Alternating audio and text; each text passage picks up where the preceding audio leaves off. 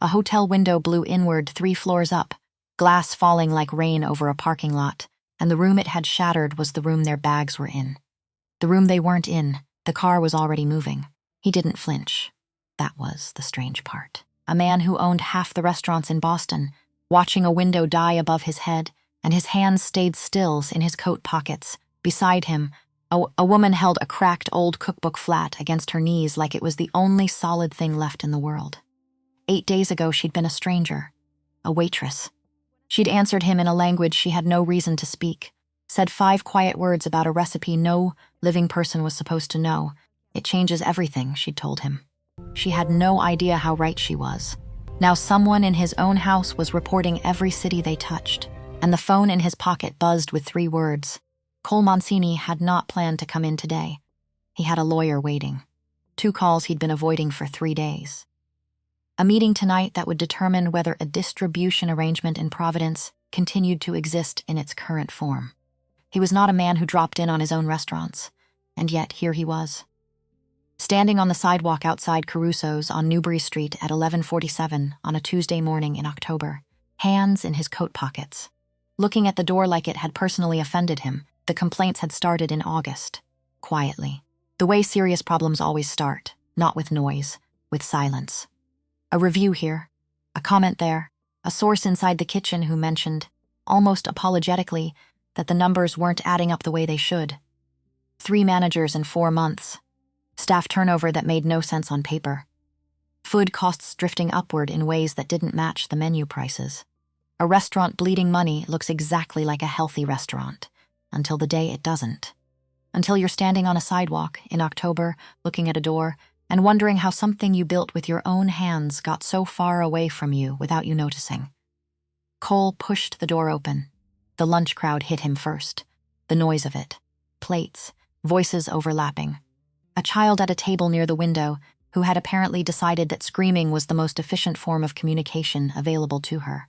2 waitstaff moving too slowly. 1 table near the back flagging for attention that nobody was giving them. He found a corner table. Sat down. Kept the coat on, picked up the menu he'd read 100 times and looked at it without seeing it. And watched. Because watching was what he did. Always had. His father had taught him that.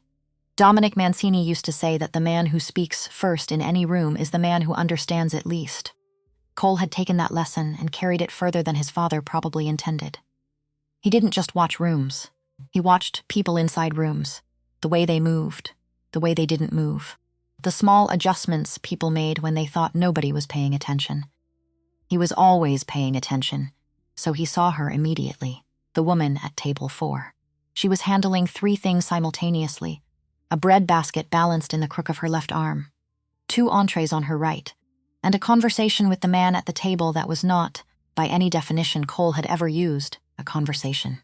The man was mid-50s, the kind of mid-50s that comes with a good tailor and a deeply ingrained belief that money is the same thing as importance. Expensive watch, cufflinks. The permanent expression of someone who had been told he was exceptional at a very young age and had never been meaningfully corrected since. He was leaning forward, speaking in the particular tone that certain men use when they've decided that a public setting is the appropriate venue for demonstrating their dominance over someone who cannot afford to respond.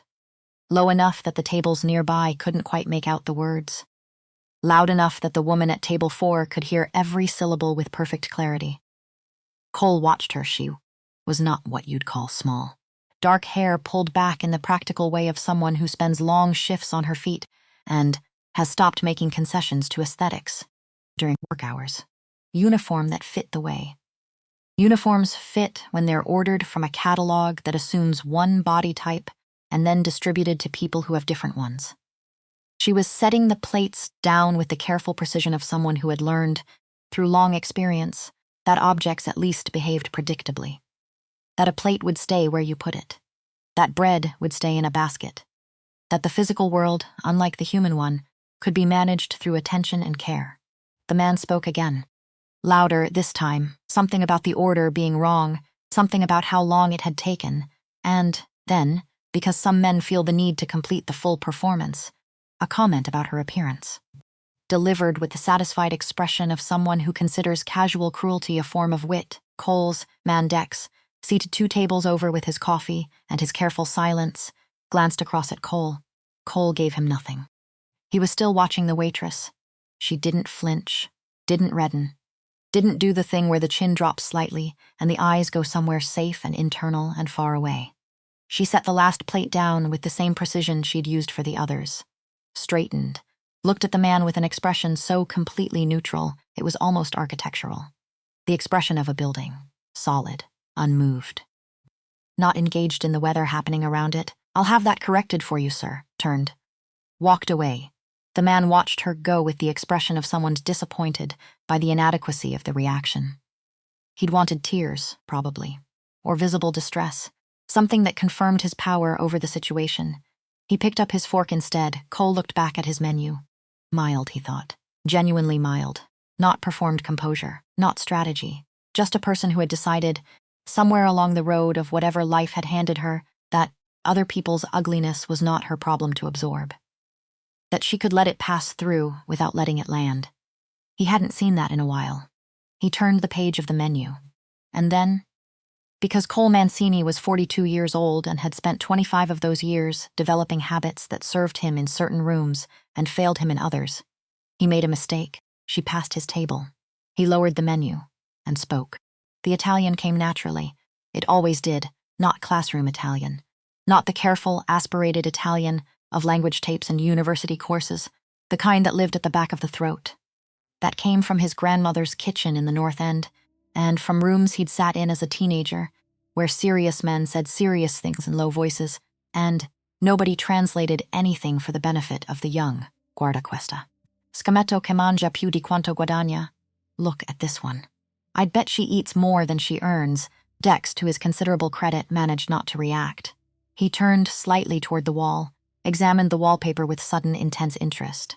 The waitress stopped walking. Cole was already looking back at his menu. Already thinking about the meeting tonight. Already mentally 3 moves ahead of this moment. The way he was always mentally 3 moves ahead of every moment, which was why he was so completely unprepared for what happened next. She turned around, not fast, not with the sharp pivot of anger or offense. The way a person turns when they have made a decision. Deliberate, unhurried. The way you turn when you already know exactly what you're going to say and you're simply giving yourself the extra 2 seconds to be certain you want to say it. She looked at him, brown eyes. Completely. Infuriatingly. Calm. And then she answered him in Italian, not a word of it textbook. Not a syllable of it approximated or guessed at. The real thing. The rhythm was right. The music was right. The specific weight that Italian places on certain vowels. The way the language leans into itself with a kind of warmth that English doesn't quite have. All of it. Exact. The Italian of someone who had learned it from a person who loved it and had passed that love along intact, force. Ma almeno so come si trattano le persone. Sembra che tu non l'abbia mai imparato, perhaps. But at least I know how to treat people. It seems you never learned. The table went silent. The noise of the restaurant continued around them. Plates. Voices. The child by the window had escalated to a different grievance, but at this particular corner of the room, at this specific table, something had stopped. Like a clock someone had reached up and held, Dex was looking at the ceiling with extreme focus. Cole stared at her. She held the look. No apology in it. No fear. No tremor that would have told him she understood exactly who she had just spoken to and was reconsidering the wisdom of having done so. Just waiting. The way a person waits when they've said their piece and have genuinely nowhere urgent to be. Then she tilted her head. A fraction. The smallest possible adjustment. "You look like you haven't eaten," she said. In English now. Completely ordinary English. The tone of a professional doing her job. "Can I recommend something?" Cole said nothing because Cole Mancini, who always had something to say, currently had nothing. "The tagliatelle is very good today," she continued. Tucking her notepad under her arm like this was a routine interaction. Like she was a normal person having a normal exchange with a normal customer who had not just insulted her in a foreign language 30 seconds ago. But if you want something that stays with you, ask the kitchen for the pasta with the slow butter sauce. They don't put it on the menu. You have to know to ask. She paused. One beat. Tell them to add a pinch of dried calendula to the cream. Most people skip it, another beat. It changes everything. She walked away. Cole didn't move. His mind had gone somewhere he hadn't meant to go. Somewhere cold and exact. 25 years back. A kitchen that no longer existed in the form he remembered it. A woman who no longer existed, or so he'd spent 25 years being told. A Sunday morning. His mother standing at the stove with her back to him, talking in the distracted way she talked when she was cooking, half to him. Half to the sauce in the pan. Half to some private conversation she was having with herself about flavors and timing and the particular alchemy of a recipe that had taken her years to get exactly right. He was 17. Doing nothing in particular at the kitchen table. Not listening, really. The way teenagers don't listen to things that will matter later. Tell them to add a pinch of dried calendula to the cream. It changes everything. Those words, those exact words, his mother's words, his mother's rhythm. His mother's particular way of landing on the last 3 syllables, like she was setting something fragile down on a shelf. Ida Mancini had vanished in the spring of 1999. No body, no note. No explanation that held together under examination for longer than 5 minutes. Cole had been 17. The men around him had offered versions of the story that shifted over the years in ways he'd learned not to examine too closely. And he had buried the questions. Under work, under years, under the specific discipline of a man who has decided that some doors are better left closed because he doesn't know yet what's behind them and he isn't ready to find out. A pinch of dried calendula, it changes everything. Cole set the menu down, very slowly. With the careful movements of someone handling something that might, if jostled, shatter, he looked at Dex. Find out her name, he said. Quiet. Level. The voice he used when something mattered and he didn't want it visible. Her full name. Where she lives. How long she's worked here. Dex blinked. The waitress. The waitress. Cole stood, straightened his jacket. Folded the menu along its crease and placed it precisely at the edge of the table. He walked out without ordering anything. Behind him, the restaurant carried on. Ordinary and loud and completely unaware that something had just cracked open in the corner booth. Something that had been sealed for 25 years. Cole Mancini was very good at keeping things sealed. He could already feel this one wasn't going back. Her name was Nora Hayes. Dex had it within 2 hours. 28 years old. Born in Boston General. 3rd of November, 1996. Parents deceased, both of them, when she was 4 years old. Raised by a woman named June Calloway from the age of 4 until she was 12. June had died of a cardiac event in the winter of 2007 and left behind a modest savings account, a 1-bedroom apartment in Jamaica Plain that Nora could not afford to keep on a 12-year-old's behalf, and a cookbook she'd been at Caruso's 14 months. Before that, 2 other restaurants in the Fenway area. Before that, 3 years at a diner in Somerville that closed when the owner retired, and his children discovered they had no interest in running a diner in Somerville, no record, no complications, no obvious connection to anyone in Cole's world, no flags, no reasons for concern. Which should have made him feel better, it didn't. He stood in the window of his office on the 8th floor of a building in the financial district that afternoon. The harbor stretched out below him, gray and wide and doing what it always did, moving. Regardless of what was happening on the shore, he thought about a recipe that no living person on Earth was supposed to know. His mother had invented it. She'd said so herself, the only time she'd ever shown him how to make it. That Sunday morning in 1994, when Cole was 12 years old and had no particular interest in cooking and was sitting at the kitchen table, only because it was cold outside and warm in the kitchen, and the alternative was his homework. She'd told him she'd built it piece by piece, over years, adjusting and refining until it was exactly what she wanted it to be.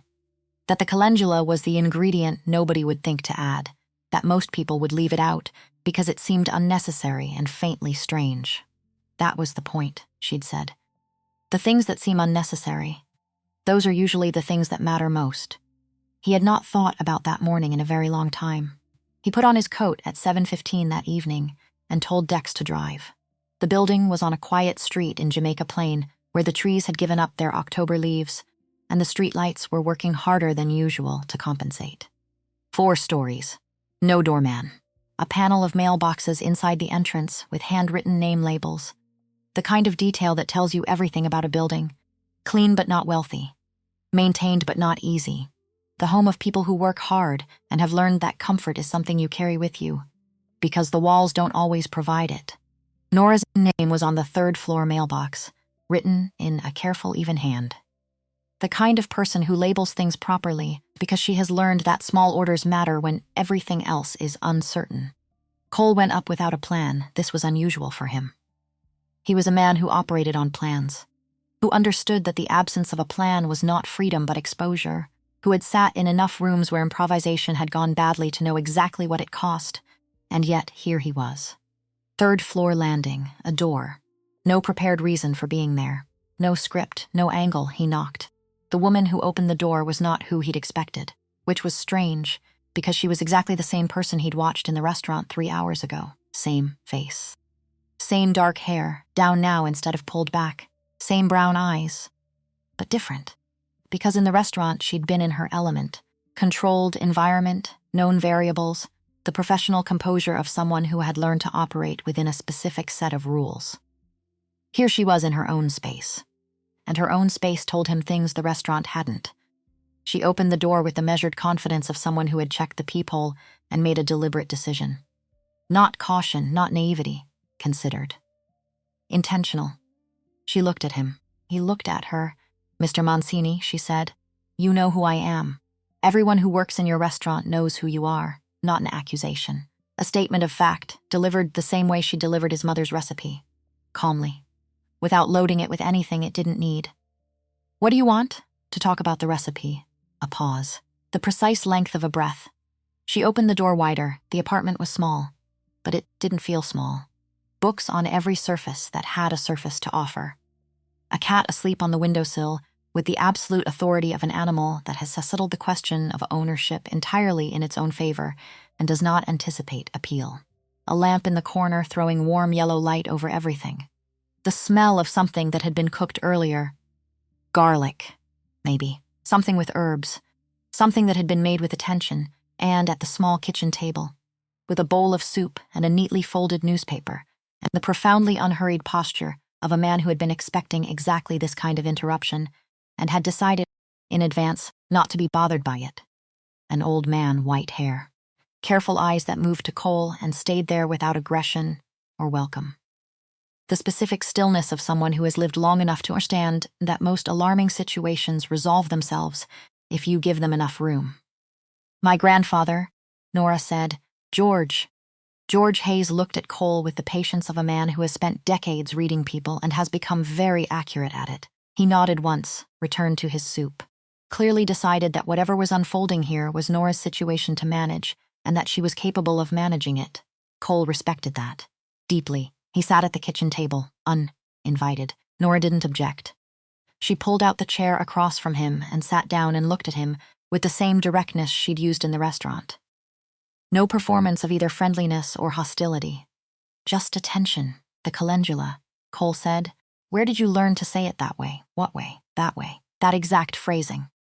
The pause before the last part. "Where did you learn it?" Nora looked at him, not defensively. Thinking. The way someone thinks when they're deciding not how to frame an answer, but whether the question deserves the real one. "June," she said finally. "The woman who raised me. She taught me the recipe. Said it had been given to her by someone she'd known a long time ago. Someone she loved very much, a beat. She never told me who." Cole looked at the table. George had stopped pretending to read the newspaper. June kept a cookbook. Cole said, "Yes, I'd like to see it." 3 seconds of silence. The cat shifted on the windowsill. George folded the newspaper corner down by a deliberate inch. Then Nora stood, walked to the bedroom, came back carrying a book old. The spine cracked and repaired with tape. Repaired carefully, the way someone repairs something they intend to keep. The cover water-stained at the lower corner. The pages swollen with years of kitchen steam and use, and the specific warmth of a cookbook that has been cooked from, not just consulted. She set it on the table in front of him. Cole looked at it without touching it yet. "June taught you Italian," he said. "From the time I was about 6. She said it was important." "Did she say why?" "She said some things are worth knowing even before you understand why you need them." Nora paused. "I thought she just liked the language. I thought it was just something she enjoyed passing on." Cole put his hand on the cover of the cookbook. Felt the texture of it. The slight warp in the spine from years of steam and handling. He opened it. The pages were dense. Not just recipes. The margins were full. Additions, corrections, the running commentary of someone who had been in conversation with this book for years. Observations about what worked and what didn't. Notes that had nothing to do with cooking. A phone number without a name attached. What might have been the beginning of a letter, abandoned after 3 lines. A word in a language Cole couldn't immediately place. He turned pages carefully, looking for something he couldn't name precisely. A shape, a familiar lean to certain letters, a particular way of forming an A that he'd seen on report cards and birthday cards, and a note left on a refrigerator one morning in 1999. The pages near the back had stuck slightly together.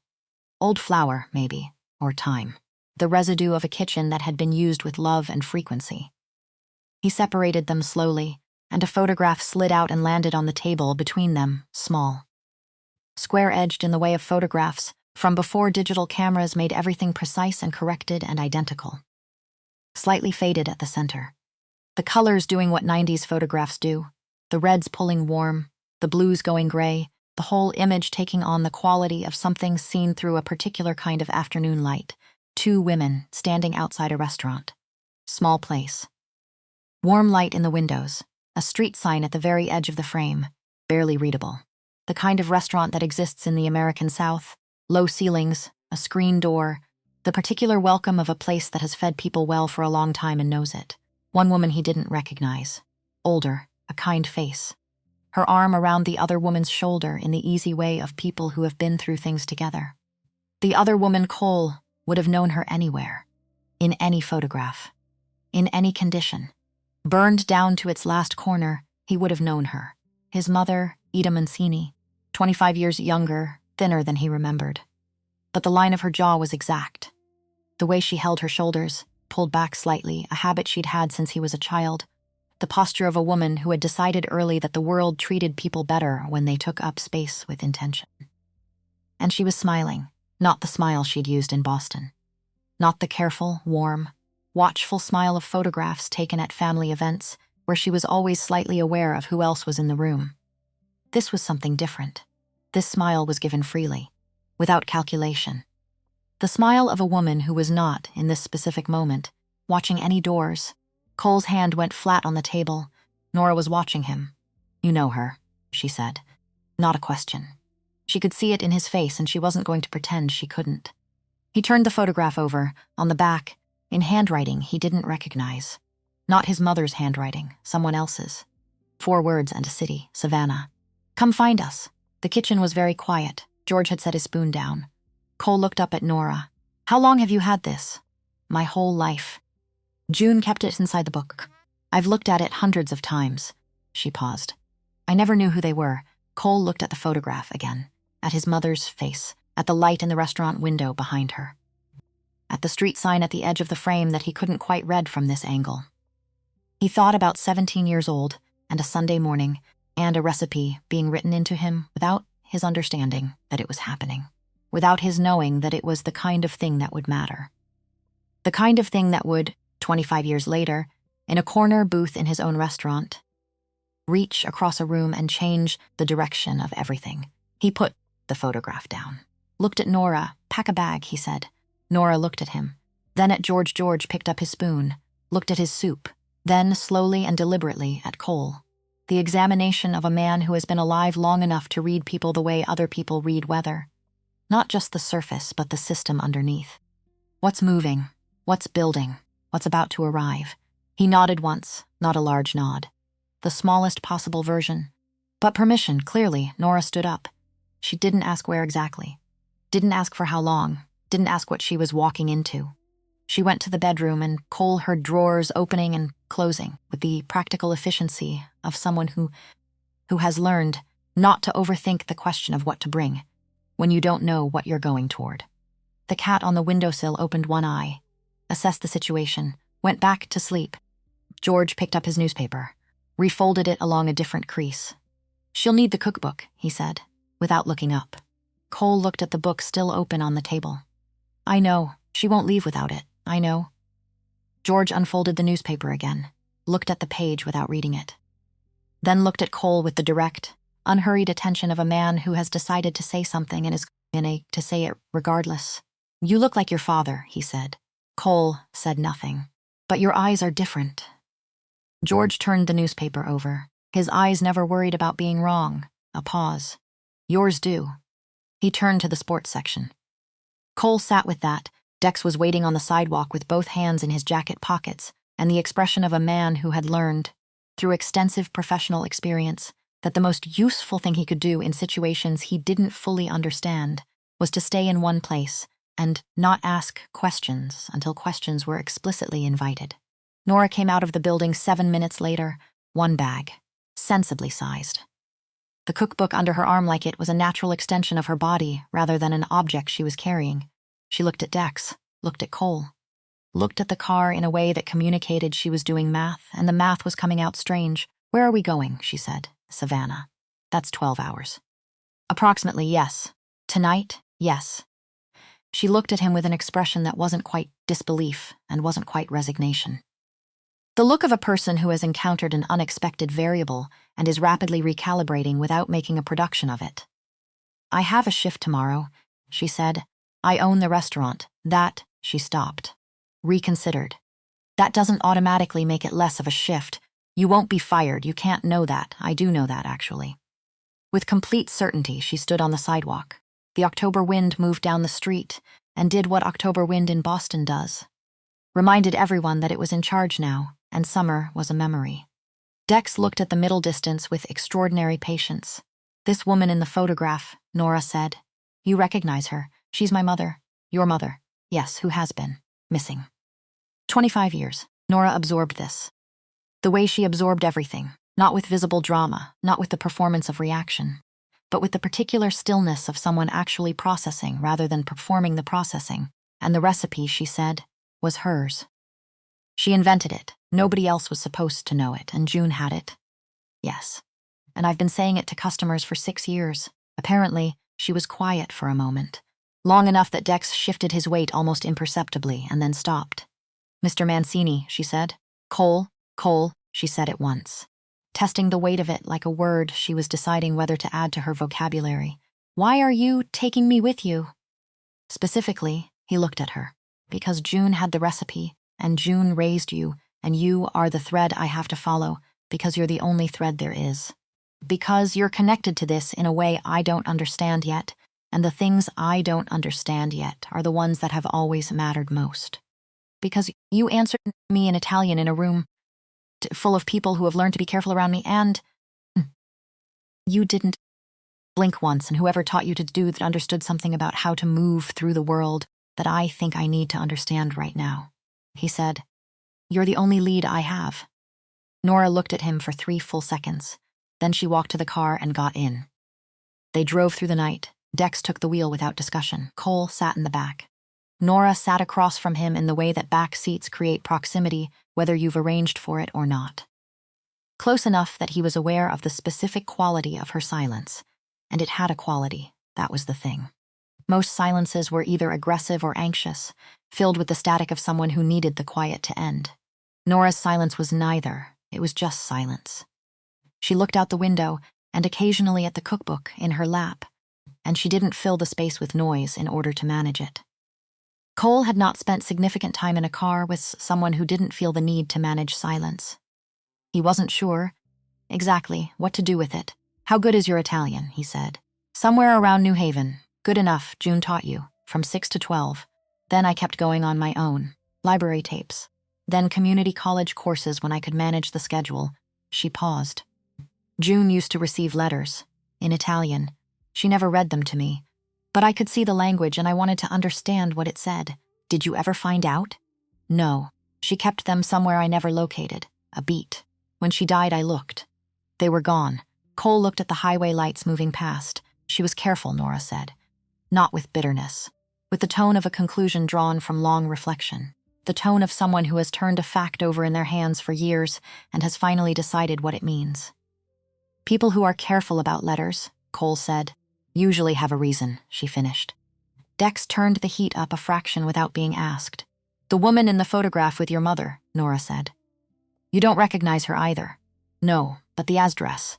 is where the thread goes next. She looked at the cookbook, ran her thumb along the taped spine with a gesture that was so practiced it was clearly unconscious. Something she'd done 1,000 times.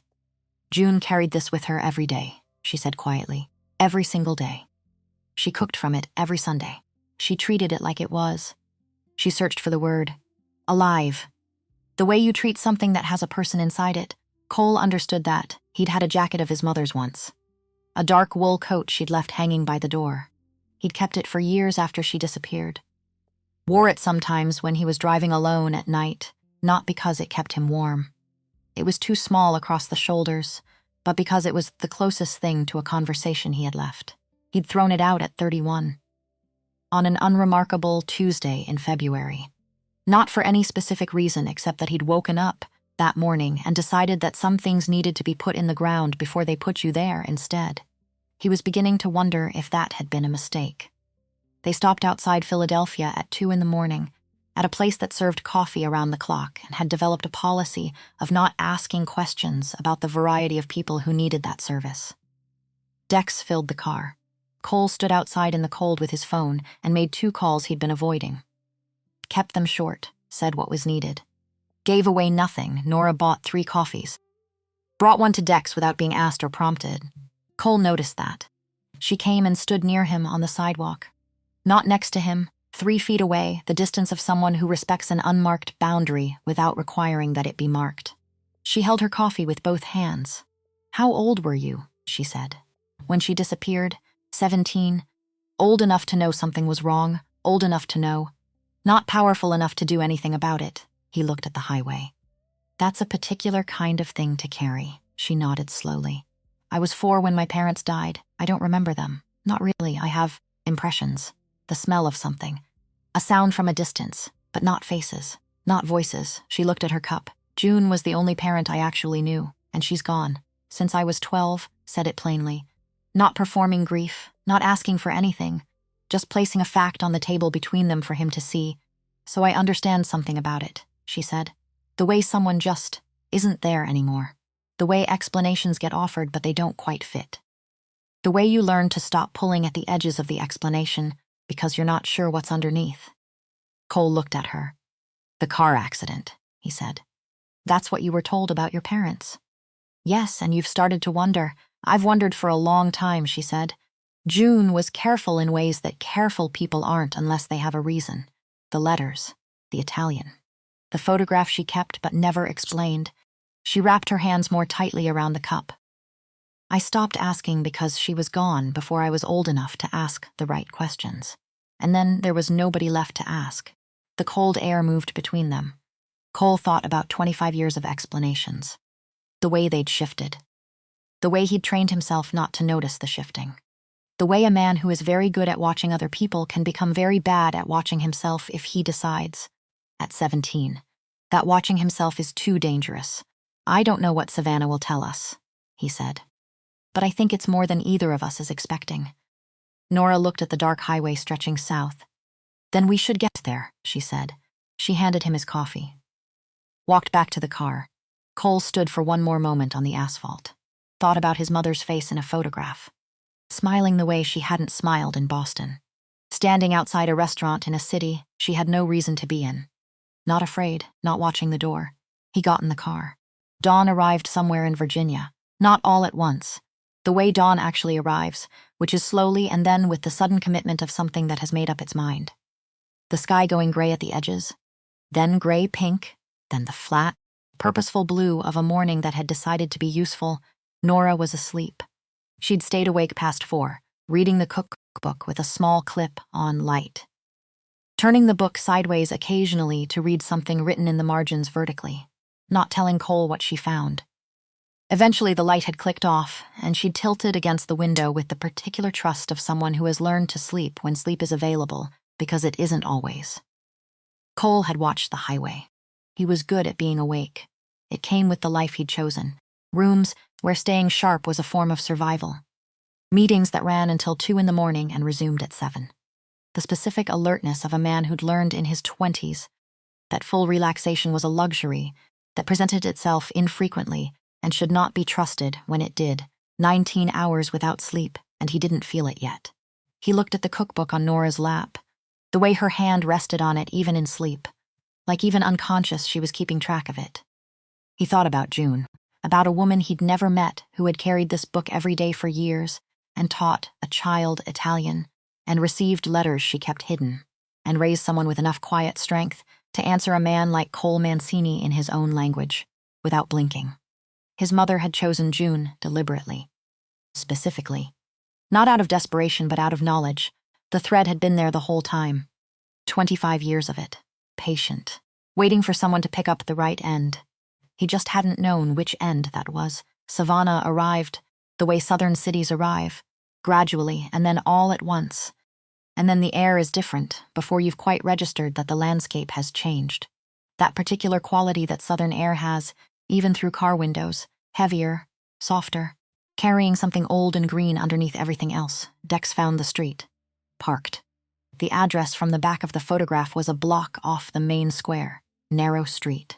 The buildings on either side, the particular aged gold of old brick that has absorbed a century of southern light and arrived at something beautiful without having planned for it. Ironwork balconies. Shutters faded to a color that had once been a decisive choice and had gradually become something more philosophical. The restaurant was gone. Of course it was, but the building was the same. Cole held the photograph up and matched the angles. Same door frame proportions, same window arrangement, same particular lean to the structure, as if the whole building had been listening to one side of a long conversation and had tilted slightly toward it over the decades. A tourist shop inside now. Objects that give people something to carry home so that the place becomes a souvenir instead of a memory. She was here, Nora said. She was here, and now she's not. So we find out where she went next, Cole said. The building's been here for over a century. Someone will remember who ran the restaurant. Dex had already gotten out of the car and was looking up the block with the systematic focus of a man identifying resources. He caught Cole's eye. Nodded once toward a hardware store on the corner, where an older man in his 70s was unlocking the front gate with the unhurried movements of someone who has been doing the same thing at the same time every day for 30 years. Start there. Cole said it took most of the morning. The hardware store owner knew someone who'd known the restaurant's previous owner. The previous owner had sold the building 12 years ago to a property management company and moved to Florida, but his sister was still in Savannah. The sister knew a woman named Odette Beaumont who had worked the kitchen there for 20 years. Chef Odette Beaumont. She lived 6 blocks away in a house painted the precise yellow of something that has spent decades in the sun and has decided to commit to the relationship rather than resist it. She opened the door before they knocked, stood in the frame in a cooking apron, 72 years old, moving with the easy authority of a woman who made peace with gravity a long time ago and has been on good terms with it since. She looked at Cole, then at Nora, then back at Cole with the attention of someone doing a specific kind of math. You're from the north, she said. Boston, I hear it. She looked at the photograph Cole was holding out. Less than 3 seconds. Rose and Anna, she said. Lord have mercy. Come inside, I'll make coffee. Rose and Anna, 2 names, not 1. Cole filed that immediately. He followed her, and Odette talked the way people talk when they've been holding a story for a very long time and have finally, in this specific moment, found the right person to put it down for. She talked while the coffee brewed, kept talking while she poured, sat at her kitchen table, old wood, scarred from decades of meals and elbows and everything that happens in a working kitchen, and talked without rushing or editing or asking why they were there. She knew why they were there. The way certain people know things without being told. The woman called Anna had arrived first. Summer of 1999, small bag. A bruise along her jaw she mentioned once and never spoke of again. She'd taken a job in the kitchen. Good hands, Odette said, serious about the work. Paid her room 3 months ahead in cash every time. Sat with her back to the wall in every room she entered. I didn't ask questions, Odette said. In my kitchen I never asked. People come to Savannah to become somebody different. It's practically written into the founding documents. The second woman, Rose, came 2 weeks later. The older woman from the photograph, kind-faced, arriving quietly. The 2 of them rented a room together above a hardware store, 2 streets over, and kept to themselves in the way of people who have agreed that the keeping is necessary. She worked my station for almost 2 years, Odette said. Best kitchen hand I've had in 60 years of kitchens, and I have had kitchens, so understand what that means. Cole leaned forward. Did she ever say anything about where she'd come from? Odette turned her coffee cup in its saucer. She talked about her son sometimes, she said. Never by name, just my son. Said she hoped he was becoming a better man than the world around him was teaching him to be. A pause. She said it the way you say something that costs you a little every time. Cole set his cup down, the ceiling fan turned overhead. Slow, patient. Nora was looking at the table. Odette slid a folder across. Employment records, kitchen rosters, going back 30 years. The archive of a woman who had decided that forgetting was a form of carelessness she couldn't afford. Nora opened it, ran her finger down a staffing list from February 2000, stopped. A signature, Anna Reeves. Cole looked at it. The loop at the top of every A. The R that leaned slightly right, as if the pen was in a hurry to get to whatever came next. He had grown up reading his mother's handwriting. Notes in his lunchbox, cards on his birthday. The letter on the refrigerator that last morning in 1999 saying she'd stepped out and would be back before dinner. She had not been back before dinner, but the handwriting was the same. Exactly the same. He breathed in once, breathed out. She left quickly, Odette said, watching him carefully now. One morning she just didn't come in. Rose came alone for their things. Said Anna had to go. Did Rose say why? Odette looked at the garden outside her kitchen window. She maintained it with the focused attention of someone who has learned that things die if you don't tend them daily. I asked, she said. Rose looked at the door before she answered. Like she was checking it, a pause. She said they'd found her again. The kitchen was completely still. Cole looked at the words in his mother's handwriting. Anna Reeves. A name worn like a coat over a real one. They'd found her again, which meant someone had been looking. Which meant the disappearance of Ida Mancini from Boston in the spring of 1999 was not what he'd spent 25 years being told it was. Not loss, not the kind of inexplicable thing that happens to families sometimes. Not accident, not choice. Someone had known where she was, and she had run before they could reach her. He folded the employment record, slid it back to Odette. Thank you, he said. Odette nodded once. The nod of a woman who has done the right thing and is at peace with that and doesn't need to elaborate. They walked out into the savannah afternoon, the sun doing what southern sun does. Staying warmer longer than you expect, committed to the day in a way that northern sun rarely bothers with. Spanish moss moving in the light wind, music from somewhere a block over. Something slow and certain. Cole stood on the sidewalk, Nora stood beside him. Close enough that he was aware of her. That 3-foot space, she maintained. Respectful without being pointed about it. They'd found her again. Nora said, yes, which means someone was looking. The whole time, yes, who? Cole thought about his Uncle Frank. 71 years old, came to Sunday dinners, sat at the head of the table when Cole was traveling. 40 years inside the family. Never once in all that time, giving anyone a reason to look at him differently than they always had. I have a name, Cole said. I'm not ready to say it yet. Nora looked at him. Because saying it out loud makes it real, he didn't answer. Which was an answer. Okay, she said. What's the next thread? Memphis. There's someone there who saw something in 1999. Who's been living quietly with it ever since. Nora nodded once, then Memphis, she said. She walked to the car. Cole stood one moment longer.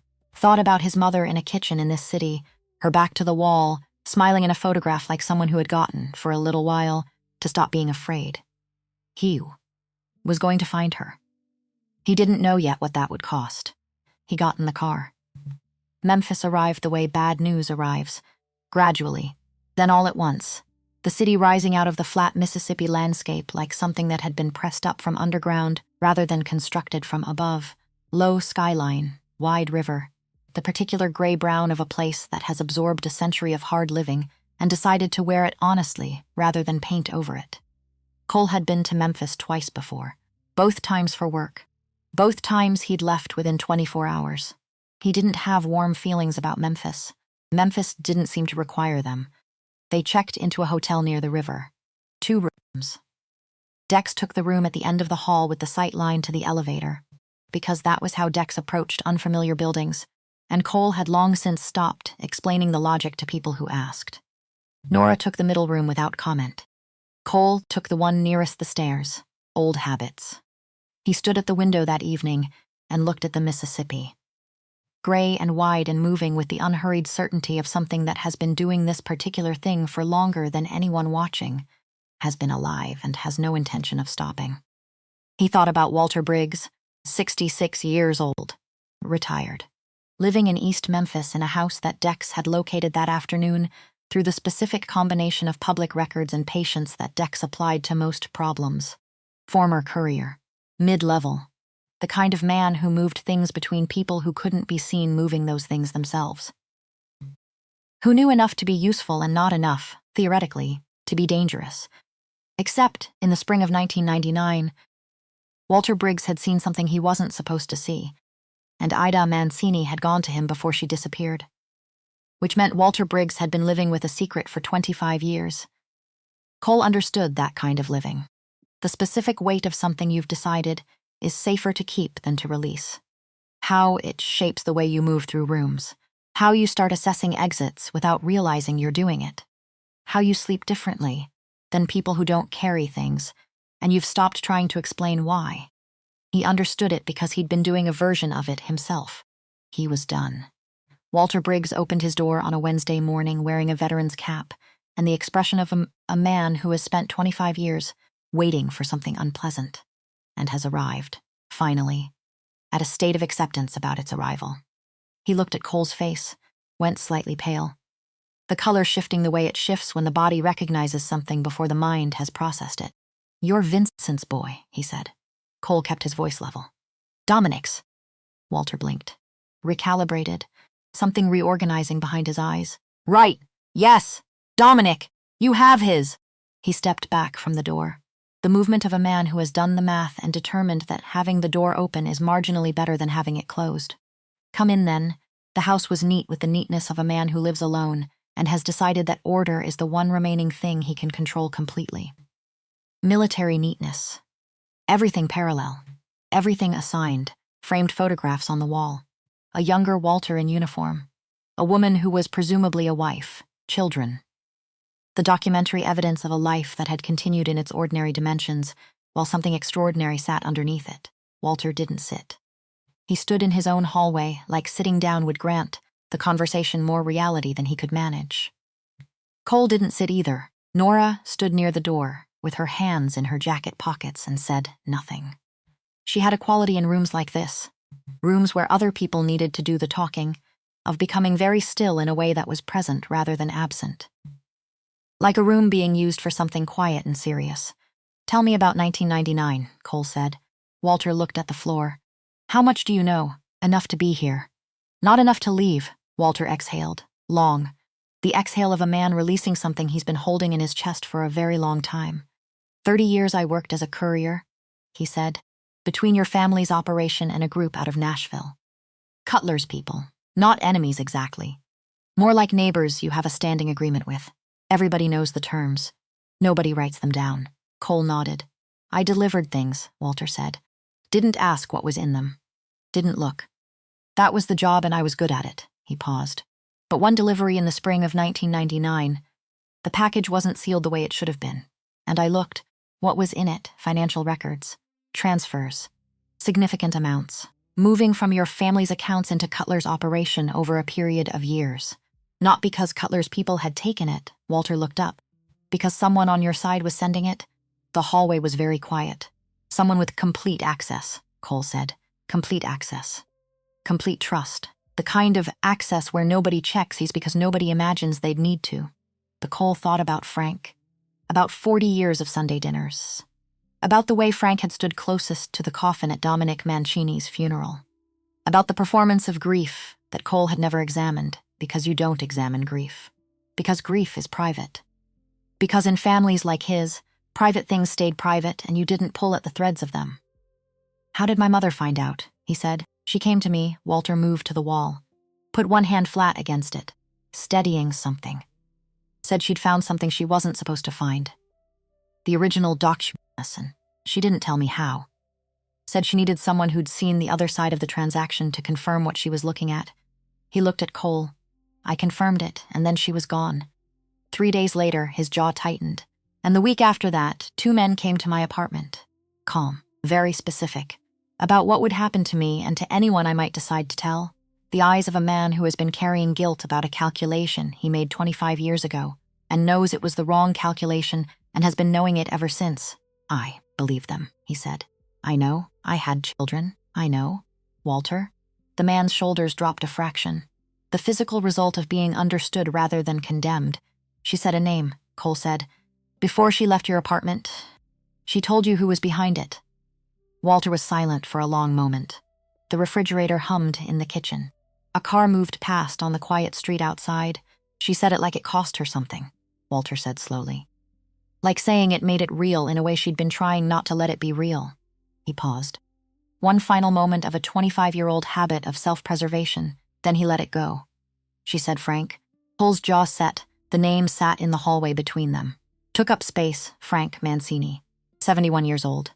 His father's younger brother, the man who had sat at Dominic's right hand for 4 decades. Who had helped Cole build the organization after his father's death. Who had access to everything, because Dominic had believed, without ever questioning the belief, that access was something Frank had earned. He had earned it. For 20 years he had earned it. And then he had spent the next 20 years spending it on something else entirely. She was going to tell your father, Walter said. She'd made up her mind. She was going back to Boston. But Frank found out first. He looked at the floor. Men who have everything to lose don't wait to find out how things develop. Cole stood in Walter Briggs's hallway and looked at nothing in particular, 25 years of questions. Folded up, buried under work and discipline and the specific commitment of a man who had decided that the past was something that happened to other people, except it had been happening to him the whole time. He just hadn't been looking, thank you, Cole said. Walter looked up. What are you going to do? Cole thought about it. Honestly, the right thing. Probably for the first time in a while, he walked out. The car was warm. Dex had kept the engine running. Cole sat in the back and said nothing for the first 10 minutes. Nora sat across from him, not pressing, not filling the silence with anything it didn't require. Memphis moved past the windows. The city doing what it always does, absorbing everything without comment. All the history, all the weight, all the things that happened here that haven't been fully processed and might never be. A city that understands something about carrying things without putting them down. Cole understood that right now with his entire body. Frank, Nora said, not a question. Frank, Cole confirmed. Your uncle, my father's brother. My father trusted him completely. 40 years. He was at every meeting, every decision. He had access to everything because my father never once imagined he'd need to check. Cole looked out the window. He'd been loyal for 20 years before he wasn't. Which is why nobody checked. Which is why the whole thing worked for as long as it worked. What did he get out of it, Nora said. Money. Position with Cutler. Insurance against a future where my father wasn't there to protect him anymore. He paused. Power moves sideways when it can't move up. He was willing to let your mother run for her life, Nora said. For 25 years. For that, said plainly. No indictment in it. Just the fact, placed precisely on the table. He was willing to let her run until she stopped, Cole said. Or until someone found her. The river appeared between buildings. Wide. Gray. Going somewhere with total certainty about the direction. They kept looking, Nora said. That's what Odette meant. Found her again. Past tense, which means there was a before. Yes, she kept running. 25 years. Nora looked at the cookbook beside her, and June kept the book. Taught me the recipe. Never explained any of it. She turned the cover slowly in her hands. She was protecting the way back. If your mother ever wanted to be found by the right person, by me, by you. Through me, the car moved through Memphis toward the highway. One more stop before the next state. One more name. Cole thought about his father dying 8 years ago. Quietly. In his own bed. Cole had buried him with pride, had stood at the grave and felt grief that was real and uncomplicated and not mixed with anything else. Now, somewhere on a Memphis highway, he was beginning to understand that he had buried his father not knowing. That Dominic Mancini had spent the last 8 years of his life, possibly more, believing his wife had chosen to leave him. Had lived with that wound. Had let it shape him in ways Cole had seen and never understood. And Frank had been at every dinner, had stood closest to the coffin. Cole pressed his thumb hard against the door handle. Held it. Released Cole. Nora's voice. Quiet. Just his name. Yes, you okay? No, okay. That was it. No correction. No management. No attempt to move him somewhere more comfortable. Just acknowledgement that no was a real answer and didn't require immediate repair. He looked at her. She was watching the road ahead. 28 years old. She'd been 4 years old in 1999 when her parents died in circumstances he was beginning to suspect were not the circumstances she'd been told. Who had been raised by a woman his mother had chosen. Who had grown up with a cookbook and a language and the specific quiet dignity of someone who had been given, by the people around her, exactly the tools she needed. Without being told why she would need them. She didn't know yet everything he'd figured out. She was going to know soon. He wasn't ready to say it while moving. Father Doyle's church was at the end of a dirt road outside Savannah's outer limits, on land that seemed to operate under a different agreement with time than the rest of Georgia. Small, white painted. A hand-lettered sign at the entrance that had been repainted so many times you could see the history of the lettering underneath the current version like geological strata of a vegetable garden along the side. Tomato cages, still standing from the summer, the plants long gone, but the cages remaining like small architectural monuments to a season that had ended. A compost pile managed with obvious seriousness. The priest who opened the door was 79 years old. Moved with the slow, considered deliberateness of a body maintained through will rather than physical advantage. Father Doyle, small, slightly bent at the shoulders, but his eyes had refused to participate in the aging of the rest of him. Bright, specific, the eyes of someone whose attention, when it settled on you, was entirely present. He looked at the three of them, lingered on Cole's face with the specific attention of someone who had been expecting a particular face for a long time. I wondered how long, he said. Come in, I'll make tea. He made tea. The kind of man who has kept a secret for 20 years makes tea before the secret gets told. It's a kindness. It gives everyone's hands something to hold, while the difficult things get said. They sat in his small office. Books on every wall from floor to ceiling, organized in a system that was clearly personal and possibly not transferable. A single wooden cross above the desk, plain wood, no ornamentation. The room of a man who had stripped away everything that wasn't essential and found the essential to be quite sufficient. Father Doyle poured without hurrying. She came here in 2003, he said. The woman who called herself Anna. She'd been moving for 4 years by then. You could see it in everything she did. The way she assessed a room before she settled into it. The way she always knew where the exits were. He handed Cole a cup.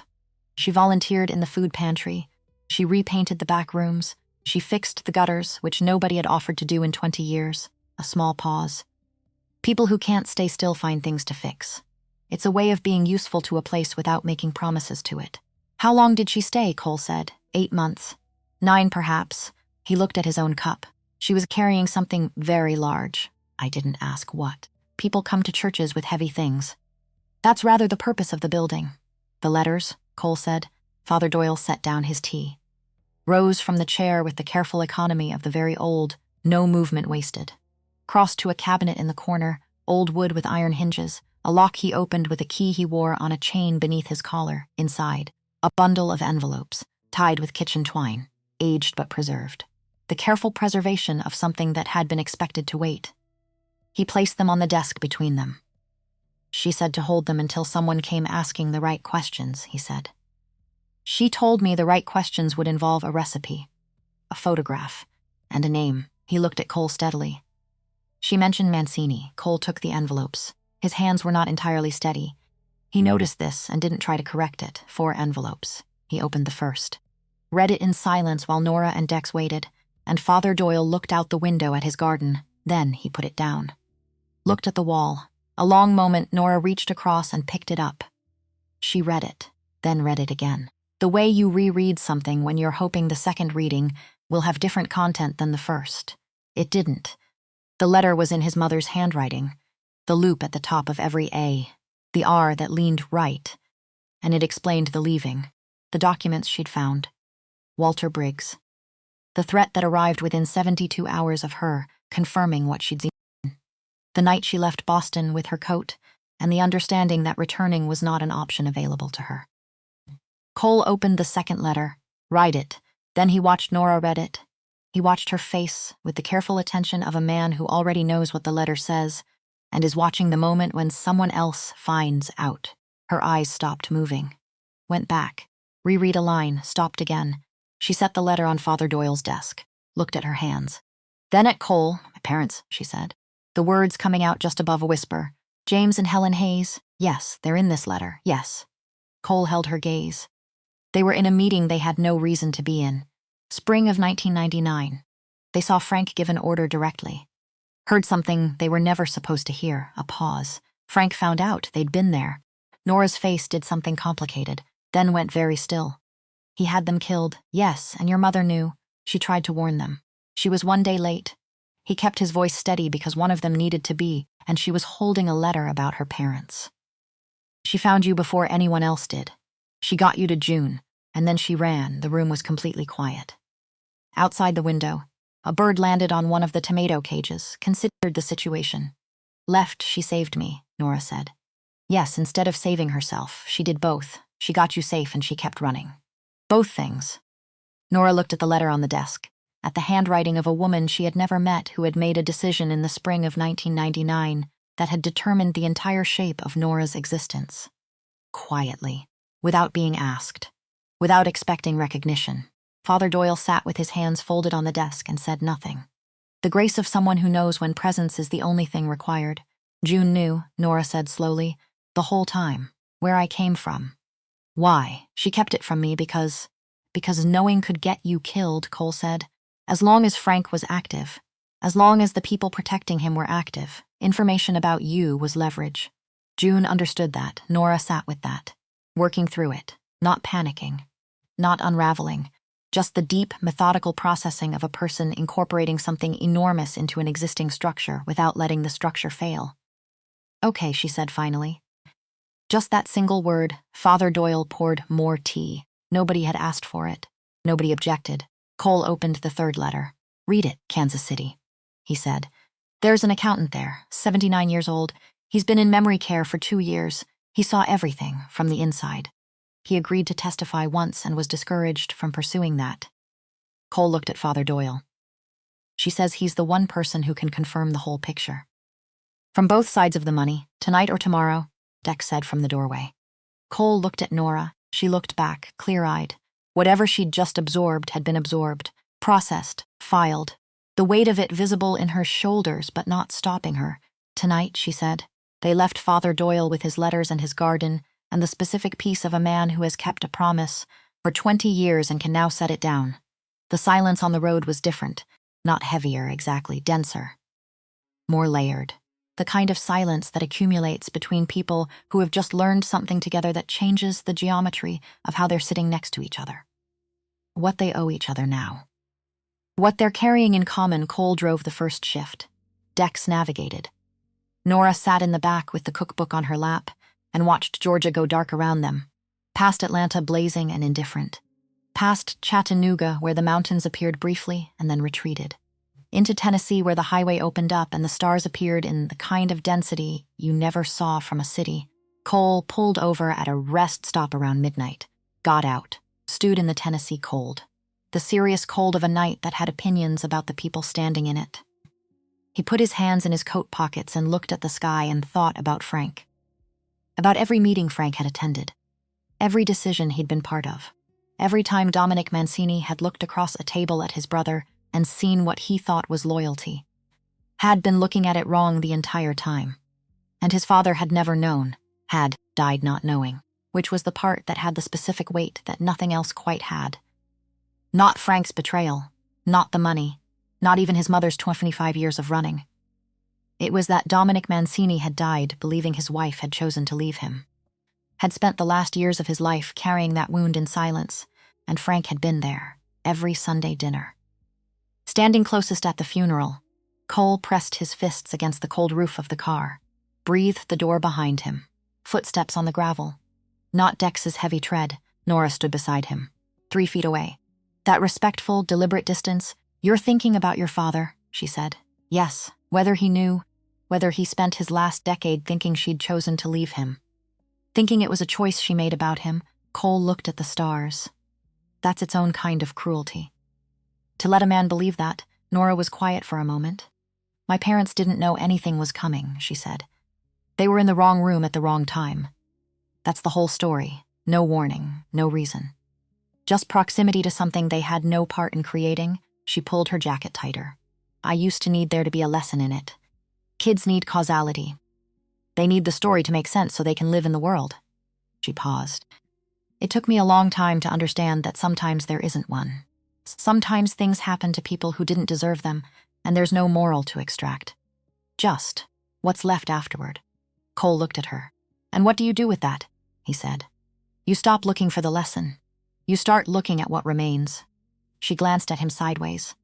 Brief. In my case, a cookbook. A language I taught myself because a dead woman's letters were written in it. And apparently a habit of saying a particular thing about calendula to strangers in restaurants. Cole almost smiled. Almost. She put you with June deliberately, he said. She knew June. She trusted her specifically. With your life. I know that now. She must have known her well. Better than I understood. Nora was quiet a moment. I found something in the margin of the cookbook, tucked into the back cover. A note in different handwriting than the rest. She paused.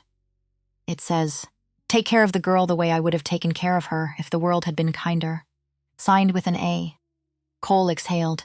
His mother had written a note to June about the child she was leaving in June's care, and had lived in that cookbook for 25 years.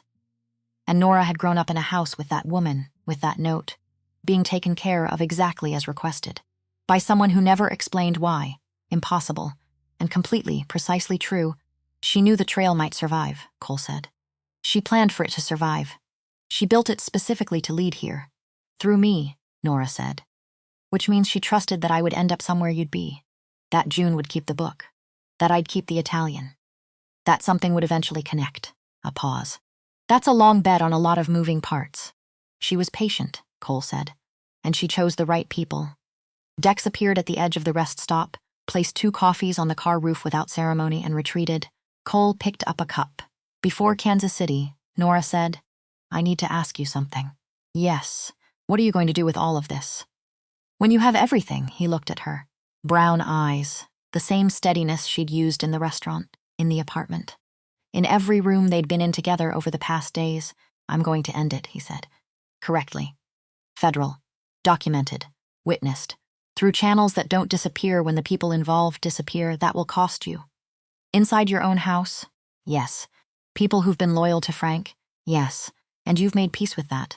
Cole thought about his mother. 25 years of kitchens with her back to the wall. 4 letters given to a priest. A recipe entrusted to a woman who entrusted it to a child. 25 years of faith that if she built the trail carefully enough, if she chose the right people, if she was patient enough, the right person would eventually pull the right thread. I'm more than okay with it, he said. Nora looked at him for one more moment. Then she picked up the other coffee, held it toward him. Not a toast, not an offering. A gesture that acknowledged something without naming it. He touched his cup to hers. They stood in the Tennessee cold and drank bad rest stop coffee and said nothing more, which was, Cole thought, exactly the right amount. Kansas City in November, no warmth, no southern grace, no weather-beaten river character like Memphis. Kansas City was Midwestern in the specifically Midwestern way, direct, practical, the kind of place that builds things to function and maintains them while they do, and replaces them when they don't, and does not make a production of any step in that process. Cole could respect that. The memory care facility on the eastern edge of the city was clean, well-maintained.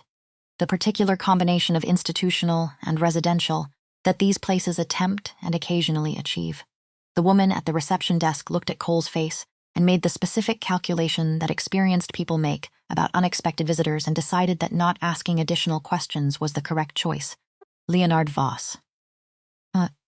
Room 14. Good days and bad days.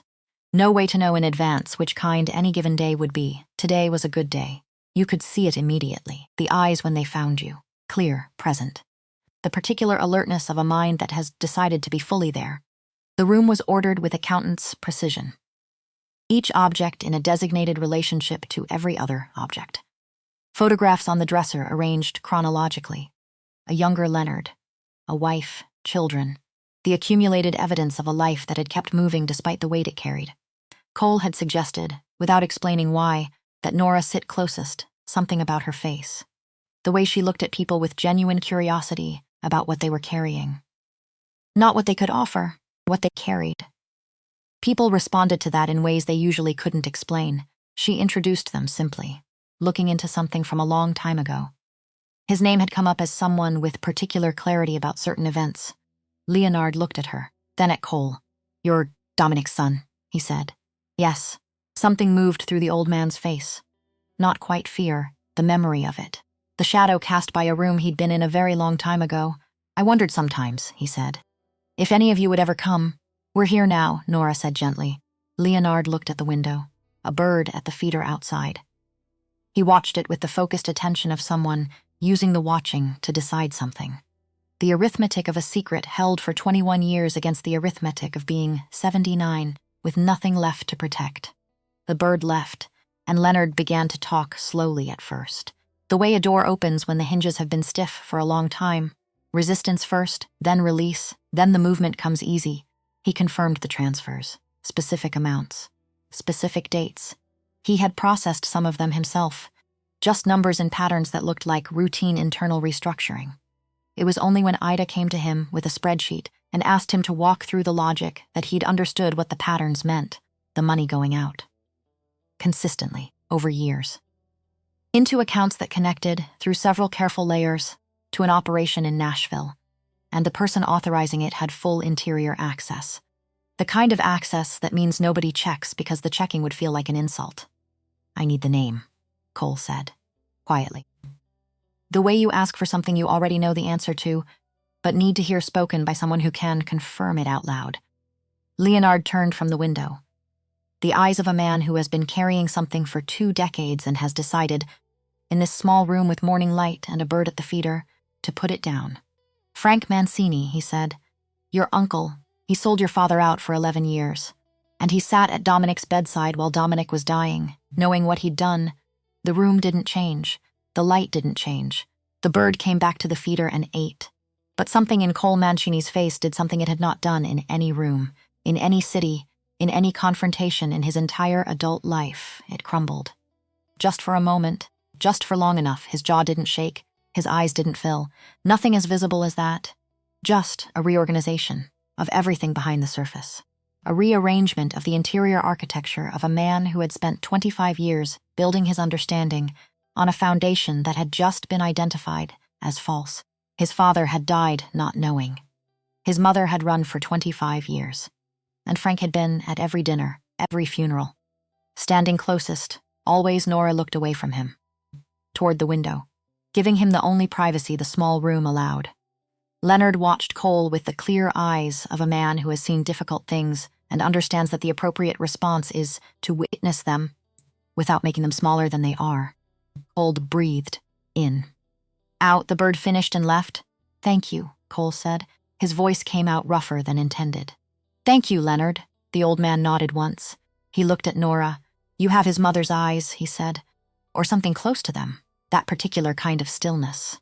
Like they've already made their peace with whatever is coming." Nora held his gaze. "I didn't know his mother," she said. "But I think she saved my life." Leonard absorbed that. Nodded slowly, something settling into place. A very old equation finding a value it had been missing. "Then good," he said. "That's good." They were in the parking lot when it happened. Cole in the back, Dex up front. Nora beside Cole with the cookbook on her knees. Cole's phone, a number he didn't recognize. Boston area code. He answered, said nothing, 3 words from the other end. Then the line closed. "He knows you're coming." Cole looked at the phone for a moment, then put it in his coat pocket. Dex, already driving, different hotel. Cash, on it. Nora looked at Cole. "Frank, someone in my house has been reporting back to him since we left Boston. He's known every city we've stopped in." He looked at the phone in his pocket, which means he knew about Walter Briggs, about Father Doyle, about Leonard Voss. "He's been trying to get ahead of us." "Yes, and he just tried." Cole looked out the window at the Kansas City parking lot. Ordinary, mid-afternoon. People coming and going with their ordinary business. "We don't go back to the hotel," he said. "We keep moving." "To where?" Nora said. Cole thought about the 4th letter. Still in his coat pocket. Still unopened. Father Doyle had handed it over with a look that communicated something specific about what the fourth letter contained. Cole had been saving it. Because some things you need to be ready for before you open them. And he hadn't been ready. He thought he might be ready now. He pulled it out, his name on the front. His mother's handwriting, the same hand that had written notes in his lunchbox when he was 12. That had signed permission slips for school trips. That had written on a refrigerator one morning in 1999, a note saying she'd gone out and would be back before dinner. Cole. Just his name. He opened it. The fourth letter was short. 3 paragraphs. The first described a place. Not by name, by feeling. Boats going out before sunrise. A lighthouse that still worked. A small town where she'd arrived 14 months ago. Where she had, for the first time in 25 years, stopped noting the location of every exit. "I am tired of running," she wrote. "And I think, if you've come this far, you might finally be tired enough of not knowing to come the rest of the way." The second paragraph said she'd been watching him. Not directly, through the specific kind of attention that certain people can maintain across a distance, through networks built not on power but on trust. She'd known when his father died. She'd known when Cole took over. She'd known the shape of what he'd become. "I needed to know," she wrote, "what kind of man the world had made you into before I could let you find me. Because I could not survive being found by the wrong version of you." Cole read that twice, sat with it. The third paragraph was 4 sentences. "You came this far with a stranger instead of an army.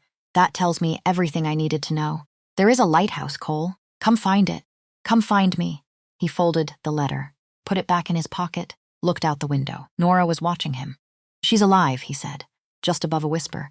"And she's waiting." Nora said, "Yes, then we go," she said. Cole nodded. Started to say something to Dex. And the hotel window 3 floors up. The room their bags were in, the room they weren't currently in. Imploded inward, the glass going. A light fixture visible for half a second in the gap before the dark behind it swallowed everything. Dex had the car moving before the glass finished falling. Nobody spoke. Nobody needed to 30 yards. Then 60. The hotel behind them and the Kansas City grid opening ahead and Dex navigating by instinct, right then left then right again, putting distance between them and the sound. Cole looked at Nora. She was looking at the rear window. Then she turned forward. "He's not waiting anymore," she said. "No, so we don't either." "No, the lighthouse," she said. "How far?" 16 hours. "Maybe 17. Then we drive." Dex was already on the highway ramp. Already driving. And Cole Mancini, who had spent 25 years being very good at burying things, at keeping things sealed, at deciding that some doors were better left closed, put his hand in his coat pocket, felt his mother's handwriting under his fingertips, and drove toward the lighthouse. They drove through the night, no music, no conversation worth preserving. Just the highway moving under them, in the dark and the hum of the engine, and the particular silence of 3 people who have recently watched a hotel window get destroyed and have decided, collectively, that processing that can wait until they are somewhere safer and further away. Dex drove the first 6 hours without being asked to stop. Cole sat in the back and watched the darkness and thought about nothing specific, which was unusual for him. He was a man who used time, who returned calls during drives, who reviewed decisions, who filled the spaces between places with the work of being someone who operated at the level he operated at. Tonight he just sat and watched Pennsylvania go by, then New York, then the slow turn northeast that happened somewhere in Connecticut and changed the quality of the air even through the windows. New England air, old, specific, the particular quality of a place that has been inhabited long enough to have an opinion about itself. He'd grown up breathing that air. Something in his chest loosened, a 1/4 inch. He didn't examine it, he just breathed. Nora fell asleep somewhere in New York. The cookbook on her lap, her hand on the cover, even in sleep. He'd noticed this every time she'd slept in the car, the hand always finding its way back to the cover. A habit so deep it ran underneath consciousness. Cole looked at her, 28 years old, parents gone at 4, June gone at 12. A life built from what remained afterward, from a cookbook and a language, and the particular quiet strength of someone who had been given, by the people around her, exactly what she would need. Without being told why, his mother had chosen her, not desperately, not randomly, with the specific deliberateness of a woman who understood that the choices you make when you're running and frightened and have one chance to do the right thing Those choices have to be your best ones. Not your easiest, your best. Ida Mancini had looked at a 4-year-old child in a burning situation and had chosen June. Had written a note in the back of a cookbook.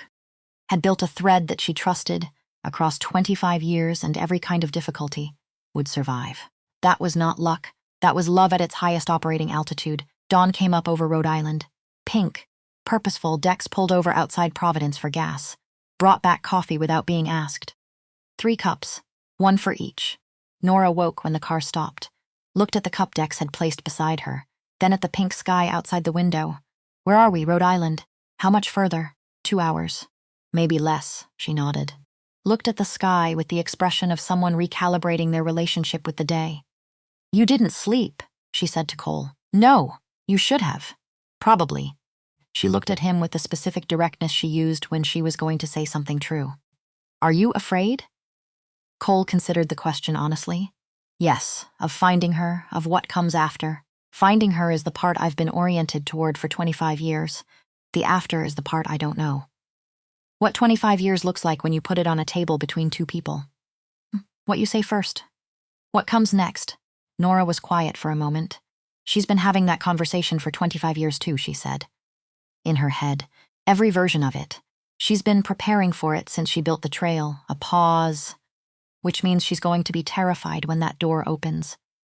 She's prepared for every version of the conversation but the actual one. Cole looked at her. You're going to need to be the steady one, Nora said. For the first few minutes. Let her catch up to the fact that you're actually there. He nodded slowly. I can do that, I know, she said, without softening it, without irony. The statement of someone who had been watching carefully and had reached a conclusion she was confident in. Dex got back in the car. They drove north. The town was called Crescent Bay. Small enough that a stranger's face got noticed. Large enough that a quiet woman had been able to fold herself into the background of ordinary life without drawing attention. A harbor. Fishing boats that went out before anyone was awake. A main street with a bakery and a hardware store, and a library that served double duty on Tuesday and Thursday evenings, and a lighthouse on the northern point, still operational. The light, turning every 12 seconds with the patient, reliable commitment of something that has been doing its job for over 100 years and sees no reason to stop. Dex parked on the main street. The bakery had been open since 4. The smell reached the sidewalk. Brown butter. Cardamom. The confident smell of a place that has been feeding people well for a long time and knows it. Cole looked at Nora. She looked at the bakery. Let me, she said. He nodded. She went in alone. Cole stood on the November sidewalk and looked at the harbor at the end of the street. The boat's still out. The water gray and serious and moving the way water moves on a cold Maine morning, like it has somewhere to be and is not interested in discussing the matter. The lighthouse on the point doing its quiet work. There, that one. He didn't need to check against the letter's description. Something in his chest recognized it, the specific shape of it against the morning sky, the rhythm of the light. 12 seconds. Patient. 12 seconds again. Nora came out of the bakery with 2 paper bags and the information. Anchor Lane, she said. 4 streets back from the harbor. She come on Tuesdays for the sourdough. Keeps to herself mostly, she handed him one of the bags. But she helped repaint the back room last spring. Apparently she's good with her hands. Cole looked at the bag. Inside, a small sourdough loaf. He hadn't asked.